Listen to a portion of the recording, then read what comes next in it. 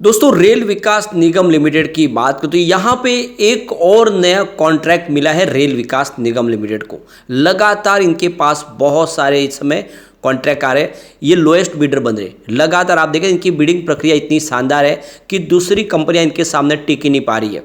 चाहे इलेक्ट्रिसिटी के कोई भी प्रोजेक्ट हो या फिर मेट्रो के प्रोजेक्ट हो या फिर ब्रिज बनाने के हो, इस तरह के जो भी प्रोजेक्ट है कंपनी ले रही है और इसके लिए इन्होंने बहुत सारे जॉइंट वेंचर्स के माध्यम से ये अपने बिजनेस को आगे बढ़ा रहे। तो क्या इस समय में आरवीएनएल में इन्वेस्टमेंट करना चाहिए? वैसे तो बाजार के सेंटीमेंट बिगड़े हुए, बाजार में गिरावट का माहौल बना हुआ है और ये स्टॉक बहुत ज़्यादा दौड़ चुका है। क्या ये आने वाले समय इसमें गिरावट आएगी? क्या स्टॉक फिर से ये 2 डिजिट में जा सकता है या फिर इसके 4 डिजिट में जाने की संभावना बहुत ज़्यादा है? तो इन सारी बातों को जानेंगे इस वीडियो के माध्यम से। दूसरी तरफ अगर हम IRFC की बात करें तो स्टॉक के अंदर आज कुछ गिरावट थी, लेकिन कंपनी के फंडामेंटल बहुत मजबूत है। कंपनी लार्ज कैप में शामिल हो सकती है। उसके पीछे वजह कि इसने 1 लाख करोड़ के मार्केट कैप को छुआ है। ऐसे में आप समझ सकते हो कि बिजनेस बड़ा है, खर्च बहुत कम है, 0 NPA। तो क्या इन्वेस्टमेंट करना चाहिए? जानने की कोशिश करेंगे इस वीडियो के माध्यम से। लेकिन फ्रेंड उससे पहले अगर आप पहली बार हमारे चैनल पे आए तो चैनल को सब्सक्राइब कर दीजिए, एक बेल आइकॉन दबा दीजिए ताकि जब भी नया वीडियो बने पहला नोटिफिकेशन आपको मिले। वीडियो पसंद आए तो लाइक शेयर जरूर कीजिए। चलो फ्रेंड्स वीडियो स्टार्ट करते हैं। मैं हूँ आपका दोस्त SB दवे और हमारे अपने चैनल ऑनलाइन कमाई में आपका बहुत बहुत स्वागत है। सबसे पहले रेल विकास निगम लिमिटेड की बात करें तो आज स्टॉक की क्लोजिंग 171 के आसपास रही है। 0.49% की गिरावट थी। अभी गिरावट इसलिए हुई क्योंकि बाजार में गिरावट थी तो उसका असर तो देखने को मिलेगा ही। आज बाजार ने तो बहुत बड़ा झटका दिया, करीब 600 पॉइंट के आसपास की भारी गिरावट हुई थी 2-2:30 बजे के बीच में। लेकिन बाजार क्लोज होने के समय कुछ रिकवरी देखने को मिली। उसके पीछे वजह कि काफ़ी लोगों ने आज बाजार में शॉर्ट्स किए थे और तो इस वजह से वो आपको बाजार में एक रिकवरी होती हुई दिखाई देगी। ये मार्केट में जिस तरह से माहौल एक निगेटिव बना था तो काफ़ी लोगों ने इंट्राडे में शॉर्ट्स भी किए थे काफ़ी शेयरों में और इस वजह से बाजार में काफ़ी बड़ी गिरावट थी। उसमें थोड़ी सी रिकवरी देखने को मिली, लेकिन बाजार अभी भी कमज़ोर दिखाई दे रहा है।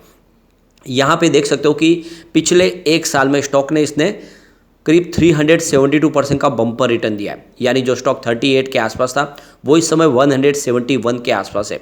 तो बहुत ज़बरदस्त कम समय में तेज़ी बनी है।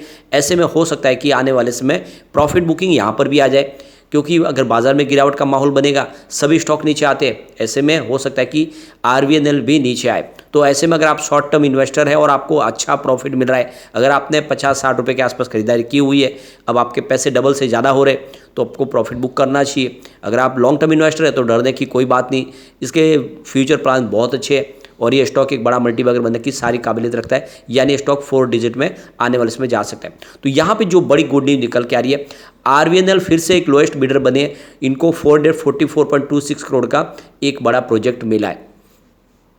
तो इस प्रोजेक्ट की टोटल कॉस्ट है 444 करोड़ 26,24,392 करोड़। ये टोटल प्रोजेक्ट की कॉस्ट है और आप ये देख सकते हो ये जो हिमाचल प्रदेश की तरफ से इनको प्रोजेक्ट मिला है और आप ये समझ सकते हो इससे पहले भी इनको प्रोजेक्ट हिमाचल प्रदेश की तरफ से मिला है। तो ये डिस्ट्रीब्यूशन और के तहत यहाँ पे इनका इलेक्ट्रिसिटी का इनको प्रोजेक्ट बड़ा मिला है। 24 महीने में इस प्रोजेक्ट को कंप्लीट करके देना है कंपनी को।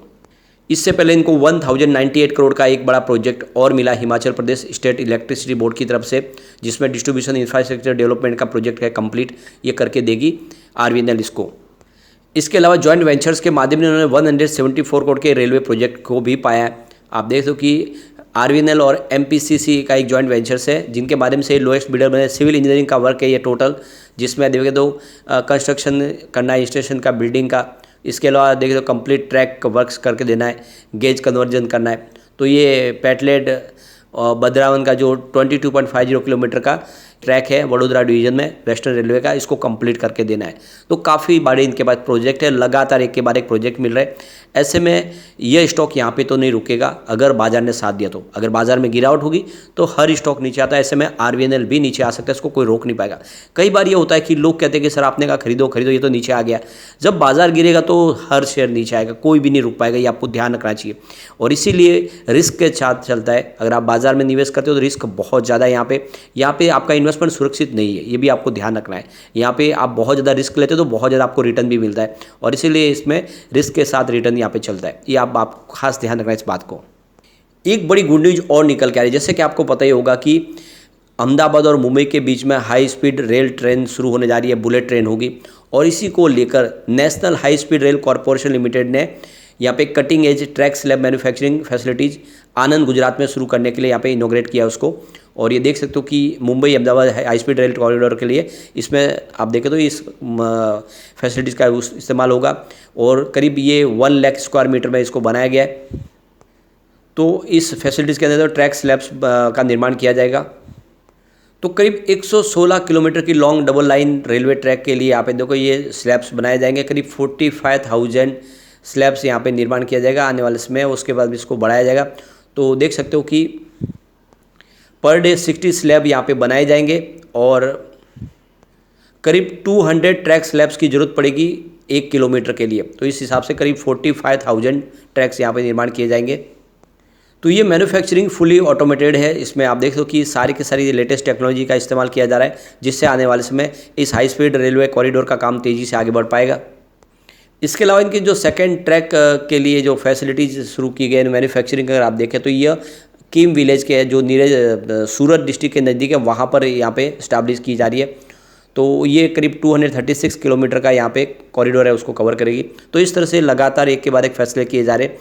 आत्मनिर्भर भारत के तहत देखें जो मेक इन इंडिया का जो स्लोगन है उसके तहत यहाँ पे इंडिया में ही सारी की सारी टोटल ये टेक्नोलॉजी का इस्तेमाल करके ये सारे का सारा जो हाई स्पीड रेलवे कॉरिडोर है उसको बनाया जाएगा। तो देख सकते हो कि यहाँ पे बहुत सारी जो स्टील हो, सीमेंट और इलेक्ट्रिक कंपोनेंट सब कुछ यहीं पे बनेगा और इसके कॉस्ट में भी कमी आएगी। तो कुल मिला के बहुत सारी बड़ी गुड न्यूज़ है, जिससे हम समझ सकते हैं इस सेक्टर में एक शानदार तेज़ी की संभावना बन रही है। एक बड़ी गुड न्यूज़ और है, हमारे पीएम नरेंद्र मोदी ने करीब 8,000 करोड़ के प्रोजेक्ट के लिए हरी झंडी दे दी है। ये तेलंगाना में होंगे, निजामाबाद तेलंगाना के अंदर, जिसमें आप देखें तो मनोराबाद सिद्धपेट और का इसकी लाइन का जो इलेक्ट्रिफिकेशन होना है। इसके अलावा धर्मदाबाद मनोराबाद जो डिस्ट्रिक्ट है उसके बीच में भी कुछ प्रोजेक्ट की लाइन को है न्यू लाइन भी बिछानी है। तो इस तरह से बहुत सारे प्रोजेक्ट है जो इस समय शुरू किए जा रहे हैं। सरकार की तरफ से लगातार फैसले किए जा रहे हैं जो बहुत ज़्यादा पॉजिटिव इस सेक्टर को तेज़ी ला के दे सकते हैं। यहाँ पे इसका रेवेन्यू भी बढ़ रहा है। आप देख सकते हो कि जून 2022 में जहाँ पे 4,878 करोड़ के आसपास था, वो जून 2023 में बढ़ के 5,853 करोड़ तक पहुँच गया है। अब प्रॉफिट भी बढ़ा है। जून 2022 में जहाँ पे 298 करोड़ के आसपास था, वो जून 2023 में 343 करोड़ तक पहुँच गया है। और अब फिर से हमारे सामने Q2 आने वाला है। बेहतर परिणाम की उम्मीद करें और उसके बाद में एक शानदार तेजी शुरू हो सकती है। चलते हैं हम IRFC की तरफ। 75.10 पर आज क्लोजिंग थी। 1.96% की हमें गिरावट देखने को मिली। वैसे इंट्राडे में गिरावट काफ़ी बड़ी थी, करीब 73 का इसने लो बनाया।